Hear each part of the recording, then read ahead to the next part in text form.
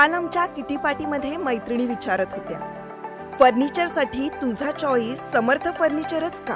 कारण समर्थ फर्निचर मधील 70% फर्निचर हे त्यांच्याच वर्कशॉपमध्ये बनवलं जातं आणि म्हणूनच समर्थ मधील फर्निचर हे मजबूत आणि लॉंग लाईफ आहे आणि किंमत मार्केटपेक्षा reasonable. Samarth furniture and mall, Gulewadi, Sangamner, Kolar गोटी हायवे, सुगाव बुद्रुक, तालुका अकोले, जिल्हा अहमदनगर। ज्या लोकांच्या समस्या आहेत, आमदार महोदयांच्या ज्या सूचना आहेत त्यानुसार प्रशासकीय पातळीवरती ह्या समस्या आपल्याला त्या ठिकाणी सोडवायच्या आहेत। आणि आता जसं सूचना केलेली आहे की 100 दिवसाचा कृती कार्यक्रम सुरू आहे। पुढे उन्हाळ्याचा टंचाईचा काळ असणार आहे, त्याच्यानंतर पावसाळा सुरू होतोय, तर आपल्या सगळ्यांना संवेदनशीलपणे काम करायचं आहे। गाव लेवलला अडचणी ज्या आहेत ते समन्वयातून सोडवायच्या आहेत आणि ग्रामस्तरीय कर्मचाऱ्यांना काही अडचण असेल तर आपल्या तालुकास्तरीय अधिकाऱ्यांशी बोलून त्याच्यामधून निश्चितपणाने मार्ग काढायचा आहे। आणखीन एक गोष्ट मला या ठिकाणी सांगायची आहे की माननीय मुख्यमंत्री महोदयांनी आणि माननीय महसूल मंत्री महोदयांनी जिवंत सातबारा मोहीम जी सुरू केलेली आहे, यामध्ये आपले पालकमंत्री विखे पाटील साहेब आणि आमदार महोदय यांनी देखील प्रसिद्धी पत्रकाद्वारे लोकांना आवाहन केलेलं आहे। तर ग्रामसेवक या ठिकाणी आहेत, तलाठी आहेत आणि आपण ग्रामस्थ पण आहात, तर त्या ठिकाणी महसूल विभागाने जिवंत सातबारा मोहीम सुरू केलेली आहे आणि यामध्ये जे 2-3 वर्षामध्ये दुर्दैवाने मयत खातेदार झालेले आहेत त्यांची वारसाची नोंद करण्याचा कार्यक्रम आपण हाती घेतलेला आहे। तर तलाट्यांना सूचना आपण दिलेल्या आहेत की ग्रामसेवक आणि तलाठी यांनी एकत्र बसावं, ग्रामपंचायतीच्या मृत्यू रजिस्टरवरून जे मागच्या 3-4 वर्षामध्ये खातेदारांचे मृत्यू झालेले आहेत त्यांचे मृत्यू प्रमाणपत्र प्राप्त करून घ्यावे आणि ज्या शेतकऱ्यांचा मृत्यू झालेला आहे त्यांच्या घरी जाऊन किंवा त्यांना बोलून घेऊन त्यांच्याकडून कागदपत्र जमा करून घेऊन त्या ठिकाणी वारसाच्या नोंदी त्या ठिकाणी करायच्या आहेत। कुणीही तो शेतकऱ्याच्या कुटुंबातला व्यक्ती आमच्याकडे आला नाही, आम्हाला अर्ज दिला नाही म्हणून आम्ही वारस नोंद केली नाही असं उत्तर त्या ठिकाणी द्यायचं नाही।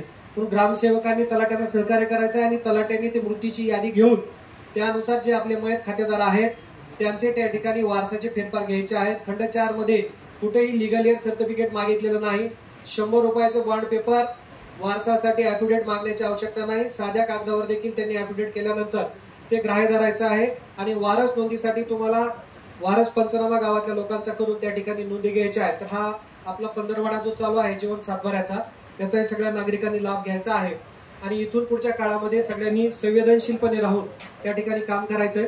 आमदार महोदय या ठिकाणी आले, त्यांनी आपल्याला भरपूर वेळ दिलेला आहे, त्यानुसार सकाळी 9:15 वाजता सरकारी कार्यालय सुरू होते आणि संध्याकाळी 6:15 वाजता सरकारी कार्यालयाची वेळ संपते।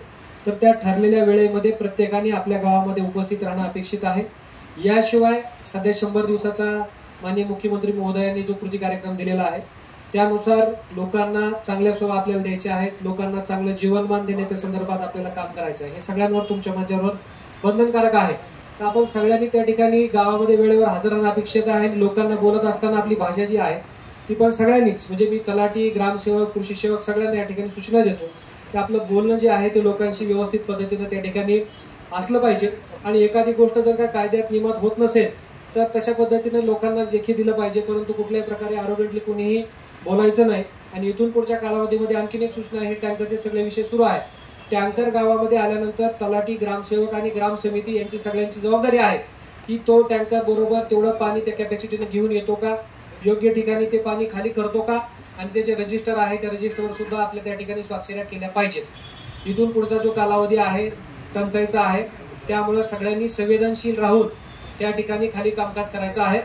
विनाकारण कुठलेही कॉन्ट्रोवर्सी करून कुठल्याही प्रकारे नवीन प्रश्न तयार करायचे नाही। मागे ते परिपत्रक दिलेलं आहे त्यानुसार सगळ्या तलाठी, ग्रामसेवक, कृषी सेवकांनी त्या ठिकाणी कारवाई करायची आहे। आणि टंचाईच्या याच्यामध्ये शनिवार, रविवार या देखील दिवशी मी बीडीओ साहेबांना सूचना करतो आणि आमदार साहेबांच्या समक्ष तालुका कृषी अधिकाऱ्यांना सूचना करतो की मुख्यालय सोडत असताना ग्रामस्तरीय कर्मचाऱ्यांनी त्यांच्या एचओडीची परवानगी घ्यावी आणि परवानगी घेऊनच त्या ठिकाणी मुख्यालय सोडायचं आहे। पण पुढच्या कालावधीमध्ये आपल्याला पुढच्या 2 महिन्यामध्ये संवेदनशीलपणे काम करणं अपेक्षित आहे, तर आपल्या सगळ्यांनी इथून पुढे काळजी घ्यायची। पोखरकर नेत्रालय, आता आम्ही घेणार आपल्या डोळ्यांची काळजी। मोतीबिंदू, काचबिंदू आणि medical retina specialist doctor Santosh Kishor Pokharkar यांचे पोखरकर नेत्रालय, ठिकाण कीर्ती प्लाझा, एसटी स्टँड जवळ, जुने तांबे हॉस्पिटल समोर, संगमनेर। संपर्क 8108 17 63 65।